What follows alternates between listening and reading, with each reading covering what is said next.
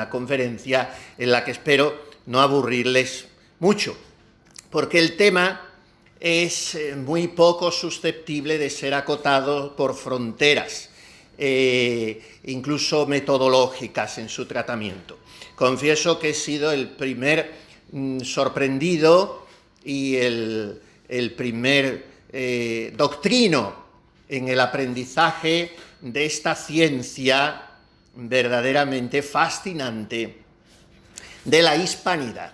Y por eso he rellenado muchos papeles, más que nada para mi gobierno, porque cuando se prepara una conferencia, una intervención, al menos yo me lo tomo como un tiempo de estudio, que después me proporcionará tener acumuladas muchas rentas, y que no solo voy a vomitar lo que he estudiado inmediatamente en la peroración que voy a tener.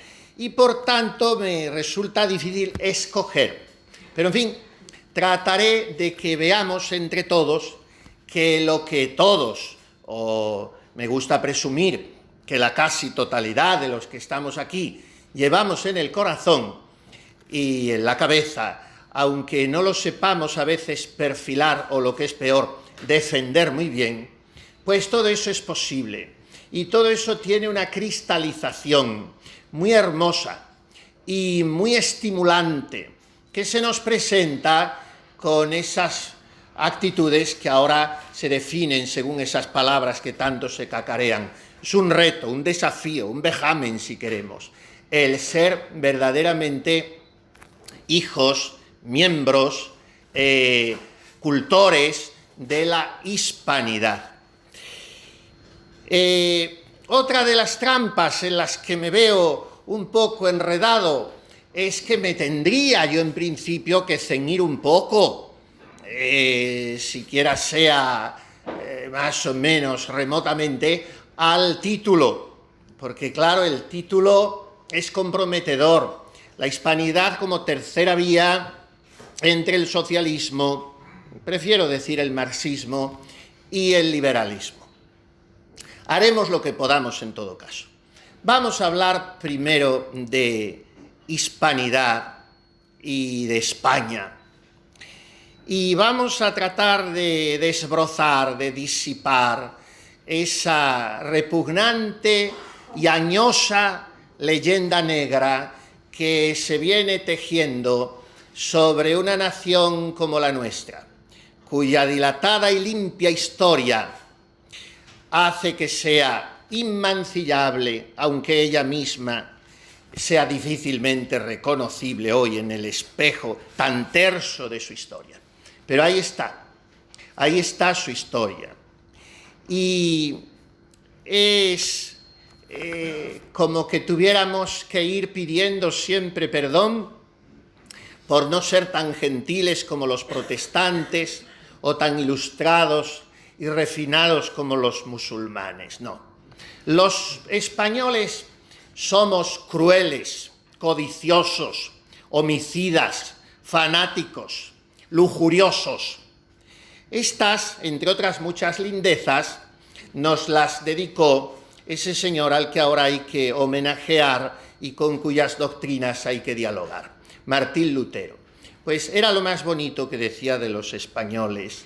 Y tengamos presente que esto abre un surco en el que se introduce toda una corriente de pensamiento europea.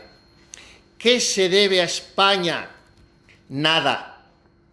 Esto es literalmente lo que dice la enciclopedia metódica francesa, que está inspirada, claro, y confeccionada por la masonería. Entonces son 3 siglos largos de leyenda negra insistente, del 15 al 18. El mismo Guillermo de Orange, para legitimar su insurrección contra Felipe II, utilizará y canonizará el texto de Bartolomé de las Casas, aquel hombre que no hacía historia y que, sin embargo, ha sido erigido como casi el único historiador del genocidio, del descubrimiento y evangelización de América. Tan no hacía historia Bartolomé de las Casas, que digo esto solo por vía de ejemplo, como botón de muestra, para que hubiesen muerto los millones de indios que él dice, lo que pasa es que nadie se ha preocupado de echar esas cuentas. Pero para que esas cifras astronómicas de aborígenes masacrados fuesen reales, resulta que cada español de los que habían ido al Nuevo Mundo, incluyendo en esos españoles, eran pocos, pero algunos hubo, mujeres y niños, cada español tendría que haber matado 15 indios cada día.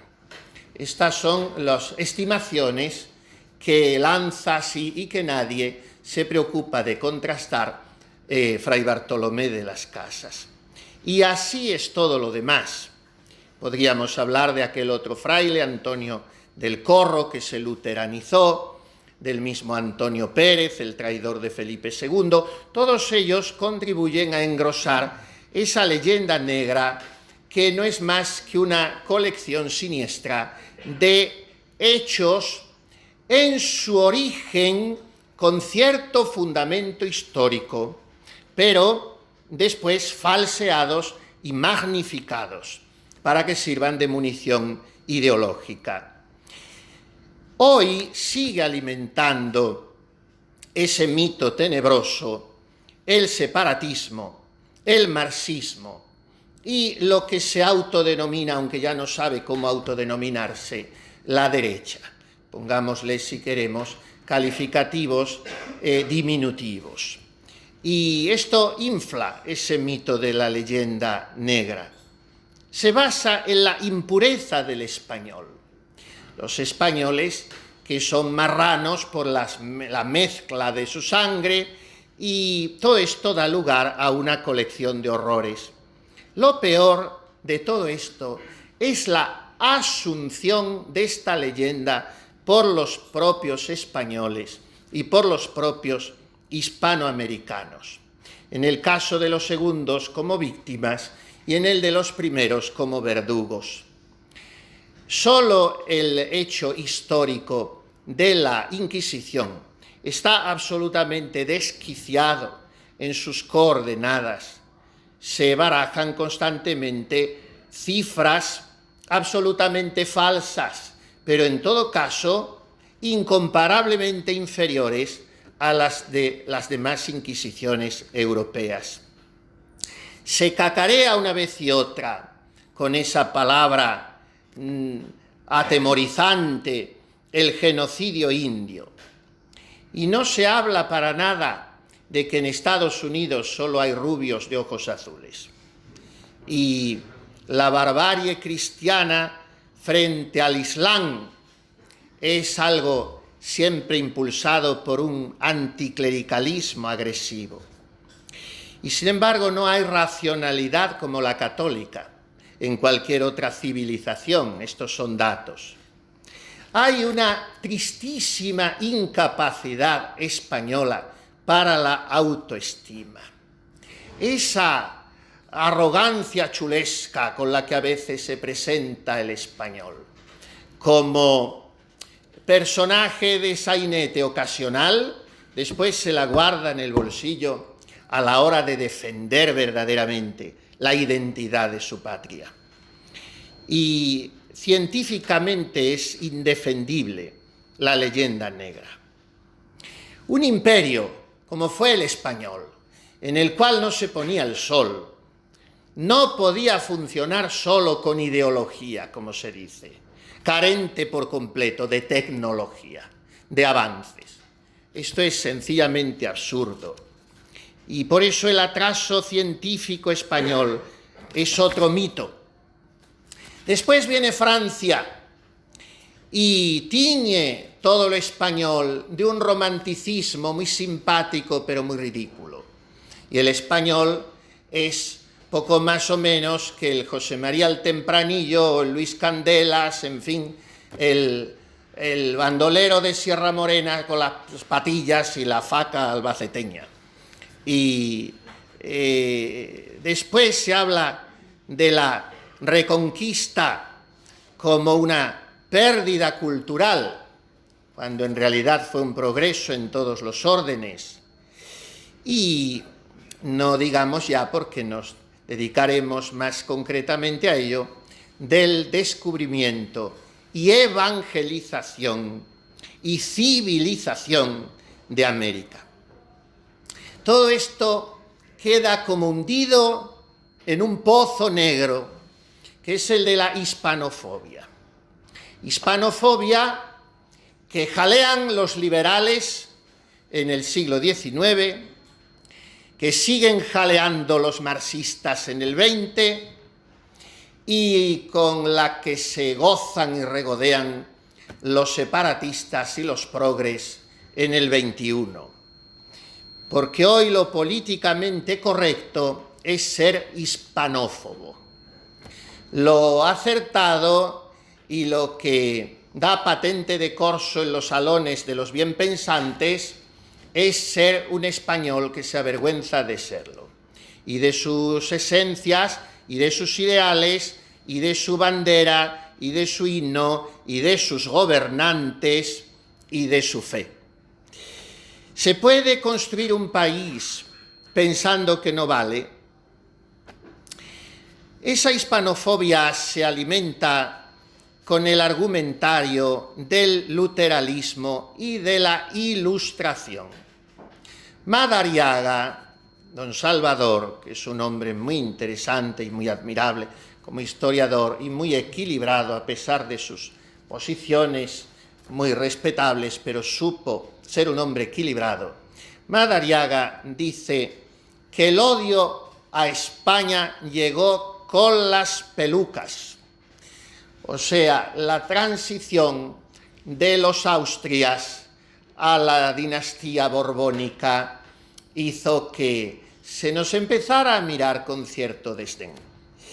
Y hoy los jóvenes siguen recibiendo constantemente ese discurso falseado, un discurso perfectamente o arteramente, porque perfectamente hoy no se hace nada, pero un discurso arteramente orquestado y muy ladina y astutamente programado por la autoridad, naturalmente.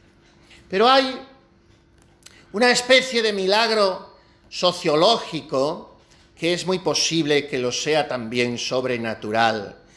El hecho de que España lleve 3 siglos sobreviviendo a todo esto, sin élites continuadas largamente en el tiempo, de intelectuales que la apoyen y la defiendan, sino que surgen de vez en cuando hombres muy notables, como algunos de los que hablaremos, y surgen iniciativas como esta en la que nos encontramos. Pero siguen siendo el espectro de un archipiélago que todavía no produce, al cabo de tantos siglos, la unión de almas ardientes y aguerridas que se sientan noblemente orgullosas de su herencia, de su patrimonio, de su historia. Hay una ruptura con la propia realidad histórica y se sigue permitiendo que la historia se escriba hoy en clave de propaganda falaz. Y todo se sigue sobredimensionando. Y vivimos de tópicos, repito, como los de la Inquisición, el genocidio, y, en fin. La Inquisición prohibió todo, absolutamente todo. La Inquisición, sí, se publicaron muchos índices de libros prohibidos, que después seguía leyendo todo el mundo. Se llegó a prohibir hasta el Lazarillo de Tormes. ¿Y quién no leía el Lazarillo de Tormes? También durante el régimen de Franco se prohibió todo en España y no había libro que se pudiera leer. Y desde pequeño me llevaba mi padre a los anaqueles de su biblioteca y me decía, mira, este y este, docenas de libros. Dicen que los ha prohibido el caudillo, yo los vengo leyendo toda mi juventud y siempre. Y, en fin, son todas estas leyendas negras. Y es la Inquisición la que hace que en España no haya quemas masivas de brujas, como las hubo en los otros países de Europa. Aparte de que hay que considerar que la intolerancia religiosa era lo normal hasta anteayer, hasta hace 4 décadas. Esto era una cosa sociológicamente admitida, aquella intolerancia. La de hoy es mucho peor. Pero la identidad española sobrevive a todo bombardeo. Está hoy todavía sobreviviendo a esta situación absolutamente caótica, demencial, surrealista en la que nos encontramos, por todos los conceptos. Y surgen jóvenes cada vez más españoles, no con un patrioterismo zarzuelero, no, queriendo ser de verdad caballeros íntegros y cristianos cabales. Y esto es ese milagro al que me refiero, el sobrevivir aún hoy al absurdo de las autonomías, a las leyes rodillo de la memoria histórica, al separatismo, a la agresividad. No digo anticlerical porque no me gusta esa palabra, es más, considero que a veces es lícita la postura del anticlericalismo, sino al antieclesialismo marxista. Y el milagro que hace que todo eso no nos erosione, no nos desilusione, no nos desmorone y, en fin, no nos mate, es la hispanidad. Y es de lo que estamos hablando aquí al hilo del título acertadísimo de esta revista que a mí me gusta pensar que será un ariete cultural muy importante, la Revista Hispánica. El 12 de octubre no es una vergüenza, el 12 de octubre es un milagro. Es el milagro de la fusión y el milagro de la evangelización. Justo lo contrario de lo que hoy hace Satanás, el padre de la mentira. Disgregar, desunir, dividir y arrancar de las mentes y de los corazones la idea y el amor de Dios. Y en la unidad y en la fe está la realización del hombre. Pues no es una vergüenza el 12 de octubre. No tienen razón los franceses con sus tópicos manidos una vez y otra, de que África empiezan los Pirineos. Hace 2 años, el Ayuntamiento de Barcelona eliminó del callejero, sería lo único que le quedaba ya decente, la Plaza de la Hispanidad. Hay un verdadero odio a la hispanidad, un odio alimentado, repito, por izquierdistas, tampoco me gusta el término, pero en fin, para entendernos, y por separatistas. Hay un hombre clave en todo esto de la hispanidad, y es un sacerdote. Mi condición de sacerdote no es que me reduzca a unas actividades siempre determinadas, pero no sé, me parecía que esto era una palestra más propia de un seglar combativo, pero bueno, aquí estoy. Y ahora me ha consolado mucho conocer a este hombre que fue preconizado obispo incluso, Monseñor Zacarías de Vizcarra y Arana, un vasco íntegro, como después también hablaremos de otro vasco. Bueno, la palabra hispanidad ya aparece en el Tratado de Ortografía y Acentos en las 3 lenguas principales de Alejo Venegas, impreso en 1531. Así la incluye en 1803 el Diccionario de la Real Academia Española, pero hasta el siglo XX no adquirirá el significado con el que hablamos de ella esta noche. En 1910, Unamuno la usa en su artículo sobre la argentinidad, publicado en La Nación de Buenos Aires, y don Miguel asocia la expresión a la variedad de pueblos que hablan el mismo idioma español, cuestionando, sin embargo, la idea de madre patria asignada a España. El desarrollo del término se produce en la década de 1920 con intelectuales como José María Salaverría, influidos por Charles Maurras.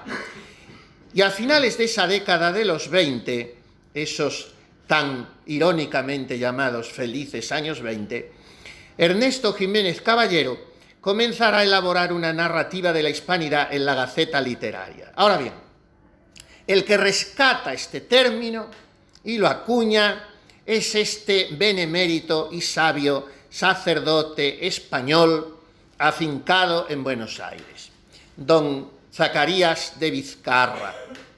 Nace en 1880, morirá en 1963. Él propone cambiar el nombre de Fiesta de la Raza por el de Fiesta de la Hispanidad.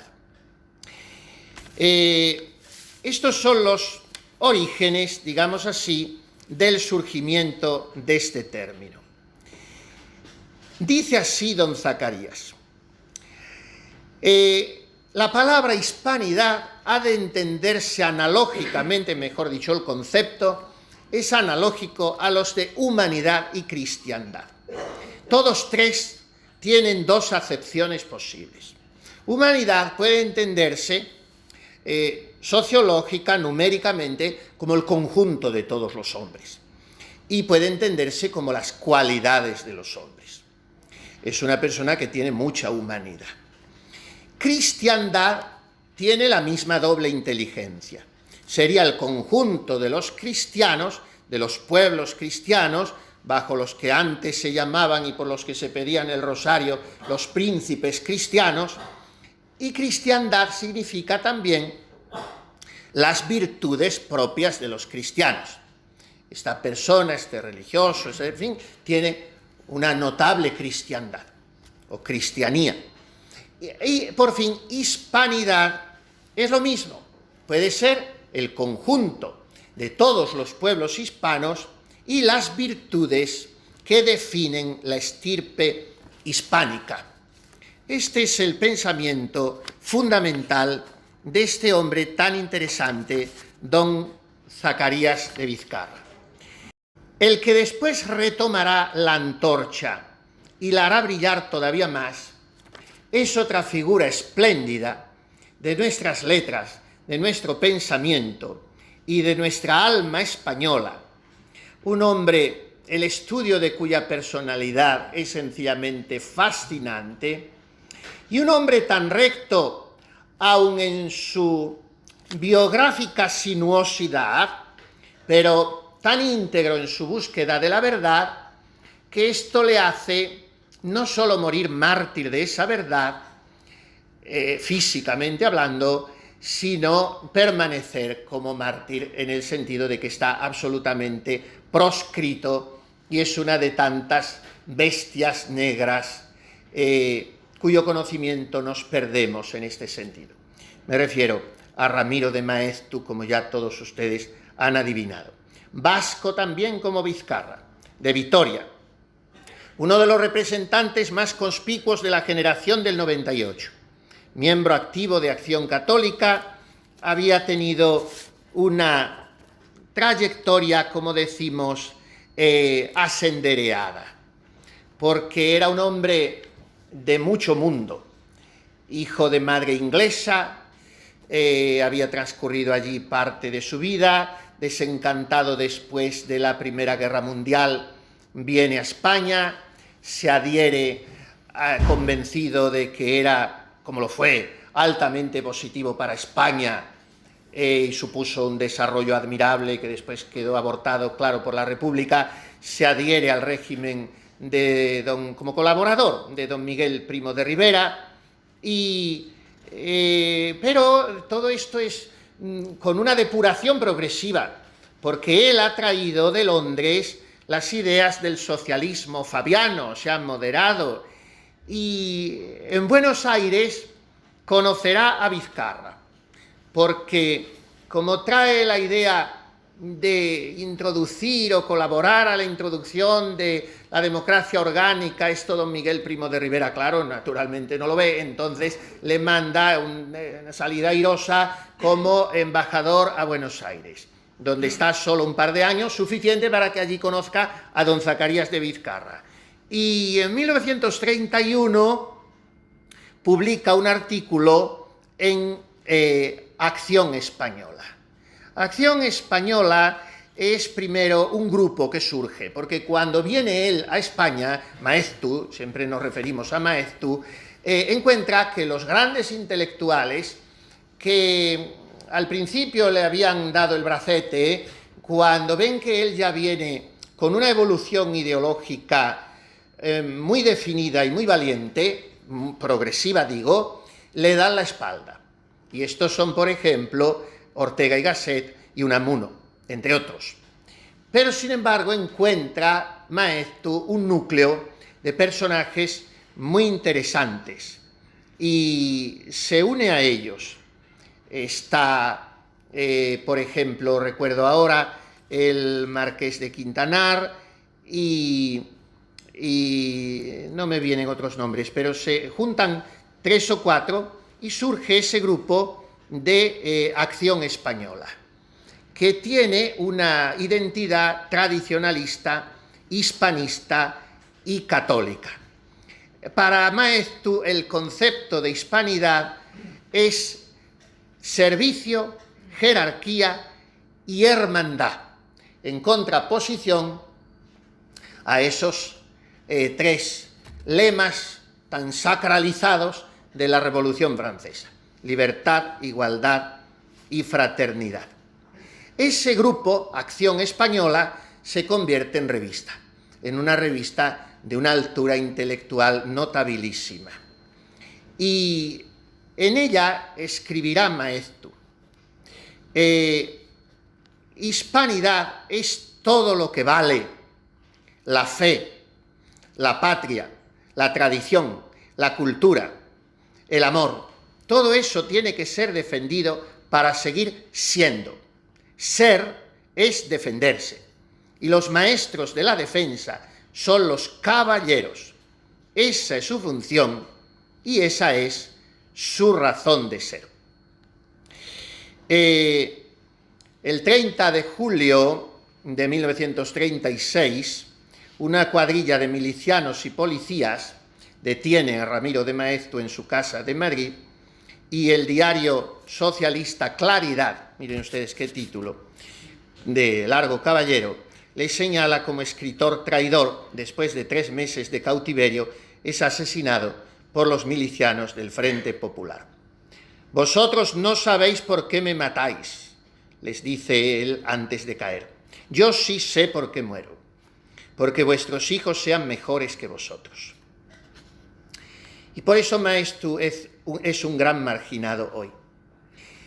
Es muy difícil lograr un cómputo, ni siquiera aproximado, pero hay estimaciones muy atendibles, en virtud de las cuales habría escrito la friolera de 15.000 artículos.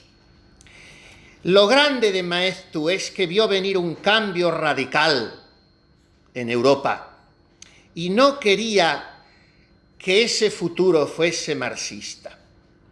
Fue conferencista en Inglaterra, en Francia, en Holanda, en Italia.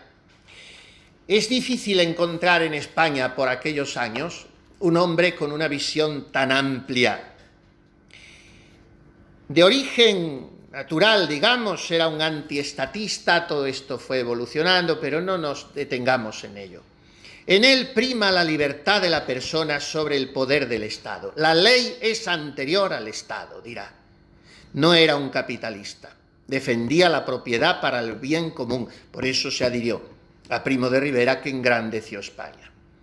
Y surge en Maeztu, por eso, poco a poco, la idea de hispanidad, que no es la prevalencia de una raza.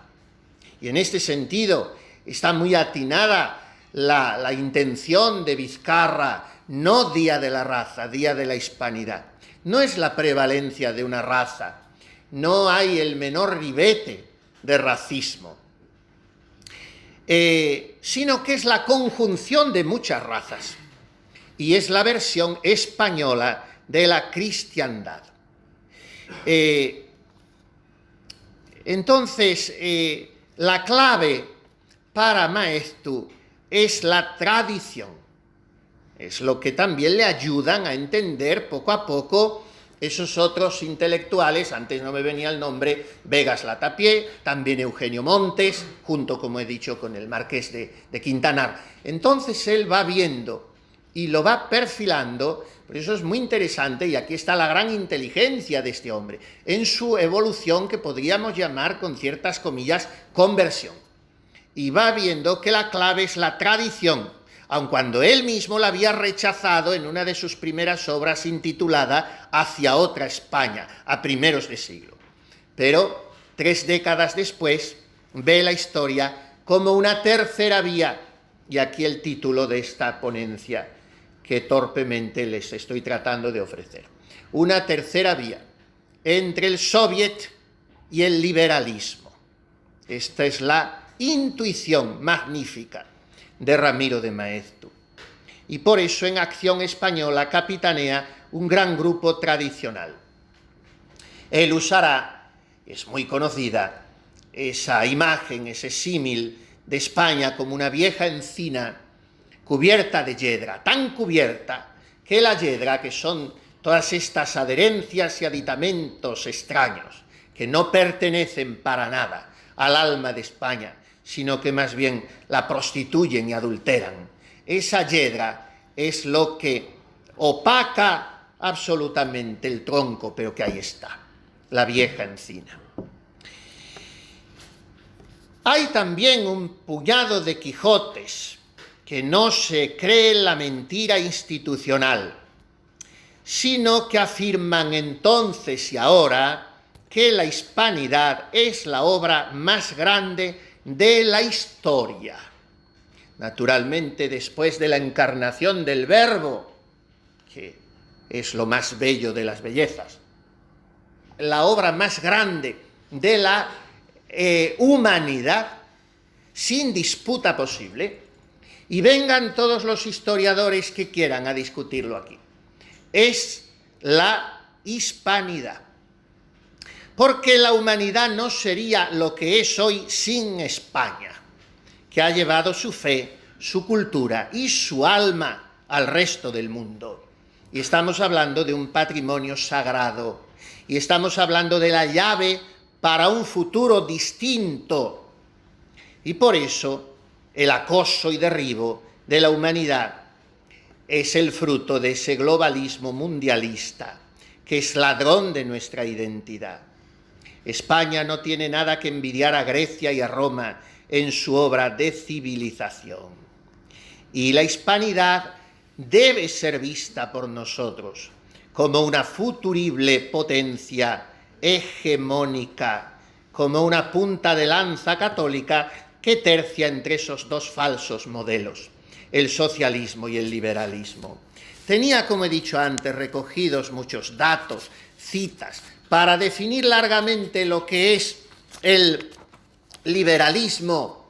Me he embaulado otra vez 2 encíclicas colosales de León XIII, la Immortale Dei de 1885 y la Libertas Prestantissimum de 1888.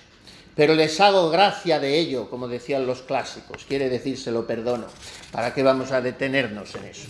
Y después, para hablar del socialismo, pues me he vuelto a embaular la Rerum Novarum, también de León XIII, la 40º anno de Pío XI y la Dominum et Vivificantem de Juan Pablo II, porque ahí pasó desapercibida una afirmación del Papa polaco cuando habla de los pecados contra el Espíritu Santo. Dice que uno de ellos es el marxismo sin Dios. Pues bien, ante esas 2 salidas que conducen al precipicio del suicidio, está la hispanidad. Y digo que después de tener recogidas tantas ideas, las últimas que voy a compartir con ustedes, yo no sería verdadero si no lo confesara paladinamente, las he recogido escuchando una entrevista de unos jóvenes de estos grupos que me han mandado hace pocos días. y no sé por qué tantas cosas se reciben que ahora ya no sé decir ni el título del enlace ni de la cadena de radio internet que era, en fin, una entrevista sobre la hispanidad. Y era un argentino, dos jóvenes preparadísimos, un argentino, italo-argentino, como Policino, que me parece que se llama Paparelli, porque los apellidos italo-argentinos son fantásticos, Paparelli, y el otro es Ángel Romero, que es muy amigo nuestro. Y estos decían en esa entrevista cosas que, dichas con la frescura de la juventud y con la erudición de un estudio serio, académico y desinhibido, están muy bien dichas. España tiene vocación de imperio, no de imperialismo. De manera que los pueblos hispanoamericanos, hablamos de las colonias y todo eso, bueno, no eran de España, eran España. Y eran España desde un ideal de cristiandad. Hoy se han unido, decimos que todo esto de la hispanidad es un tercio, es una, vamos a usar también lenguaje taurino, ¿no? Terciar, es salir al quite, es una tercera vía, es dar una salida honrosa y posible y esperanzadora ante o frente al liberalismo y el marxismo. El problema es que hoy se han unido los dos. El liberalismo económicamente lleva adelante la globalización y el marxismo cultural o pseudoculturalmente impone esa globalización. De manera que en realidad ese liberalismo cultural ha fagotizado el marxismo. Y no hay que olvidar que América, toda Hispanoamérica, todos sus países están absorbidos y mediatizados por la masonería y por el imperialismo yanqui porque nacieron a su ritmo. Entonces el rearme, el contrapeso a estos poderes hegemónicos, destructivos, es la hispanidad. ¿Por qué? Porque, puesto que la hispanidad tiene como alma irrenunciable la fe católica, tiene también como insoslayable base la familia. Y ese es el objetivo hoy a abatir por Satanás. Pongámosle el nombre de los políticos o sistemas que queramos. Al fin son agentes del demonio. Se lo dijo Lucía de Fátima a ese cardenal valiente, Carlo Caffarra, que ha muerto desgraciadamente hace poco tiempo. El gran defensor de la familia, uno de los pocos que van quedando, también en ámbitos donde se esperaba que hubiese más. Pues bien, este cardenal Carlo Caffarra contó no muchos años antes de morir que en una visita a Fátima había obtenido una entrevista con la hermana Lucía en el locutorio del Carmelo de Coimbra, a donde se había trasladado él para el efecto. Y entonces Lucía le dijo: Eminencia, la batalla de Satanás en los últimos tiempos será contra la familia. Y la familia es una iglesia doméstica. Y por tanto la familia más o menos, o antes o después, mira a la iglesia. Y la iglesia mira a Jesucristo. Y la hispanidad mira a Jesucristo y a la iglesia y a la familia. Y si nos despojamos de eso, no somos nadie ni tenemos nada. Es el objetivo a abatir. A la familia la sostiene la cristiandad. Y por eso la batalla cultural hay que darla en la familia. O en algo, no, o me corrijo, porque si, la familia es irrenunciable. Hay que dar esa batalla en la familia y en otras instancias que sean como esta en la que nos encontramos, familia de familias. Hoy es necesario que surjan, me gusta muchísimo esa expresión de nuestro inolvidable Benedicto XVI, es necesario que surjan minorías creativas. No hay que acoquinarse, no hay que dejarse llevar por esa tentación diabólica del clamoreo de las estadísticas y del relumbrón de los titulares. No hemos de esperar a ser muchos para actuar. Tiene que ser así, a base de células muy vivas, porque otras células aparentemente más grandes están muertas y cayendo constantemente. Y esta célula fundamental es la familia, y esta es la batalla. Por eso hay que desenmascarar la ideología globalista, que es al mismo tiempo la de Estados Unidos y la del Soviet que decía Maeztu. Después ha derivado en la teología de la liberación en toda Hispanoamérica, los montoneros en Argentina, el sandinismo en Chile, etc. Y ahora pues ha mutado en actitudes, pues no sé si decir más elegantes, porque en realidad son tan ridículas y tan zafias, pero en fin se presentan como menos agresivas según los momentos.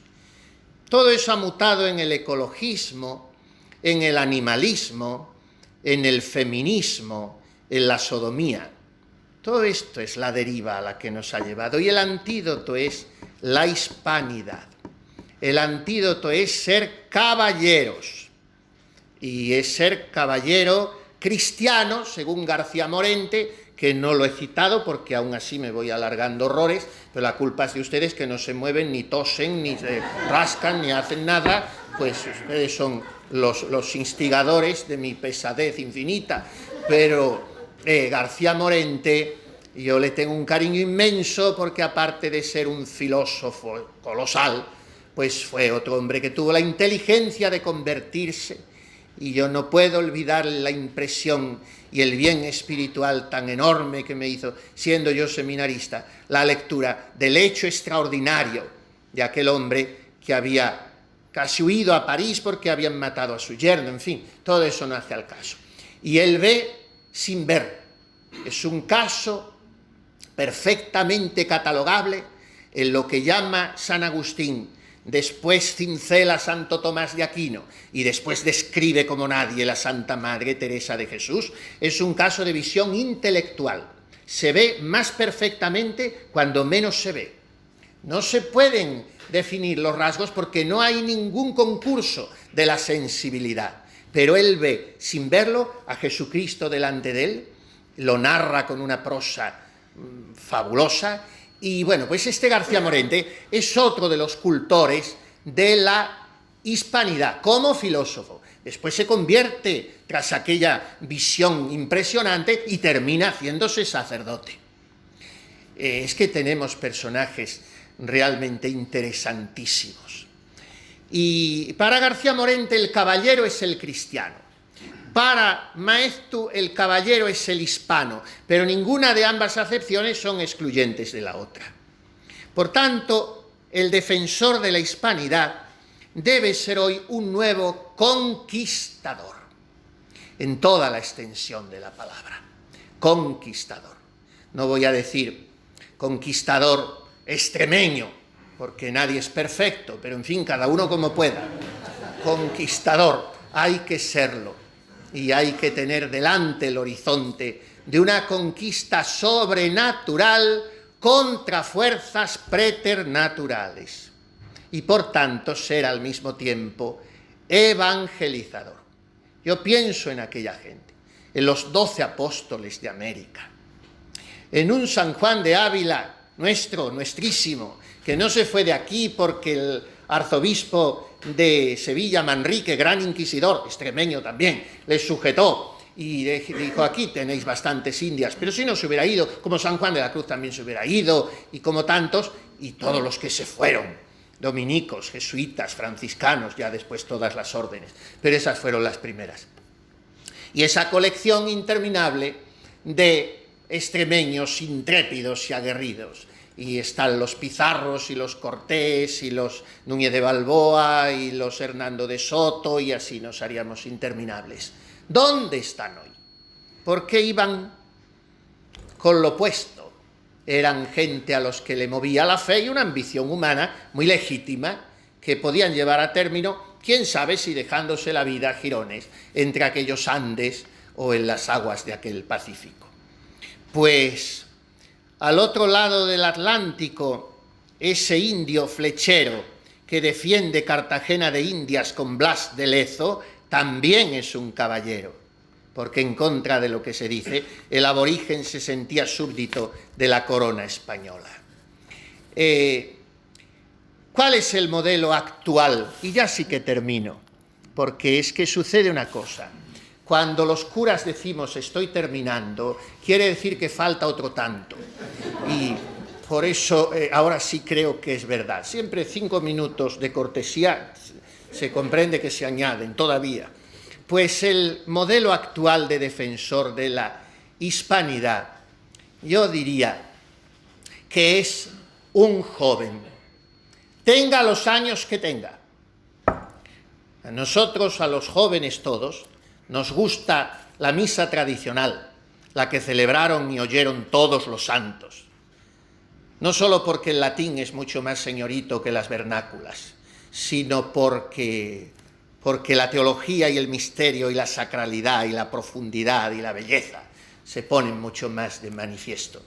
Pues en esa misa tradicional el sacerdote, bajo las gradas del altar, antes de empezar con una paulatina pedagogía en la que se introduce el pueblo, que no se ve de hoz y coz metido ya en mitad de la misa, el sacerdote, tenga 24 o 94 años, dice: introibo ad altare Dei, ad Deum qui letificat juventutem meam. Me acercaré al altar de Dios, al Dios que alegra mi juventud. De manera que no se trata de parámetros cronológicos ni de fuerza física. La juventud es una disposición del ánimo, pero además tiene que ser conquistador y tiene que ser caballero y tiene que ser defensor de la hispanidad a fortiori hoy, o sea, con más razón, un joven.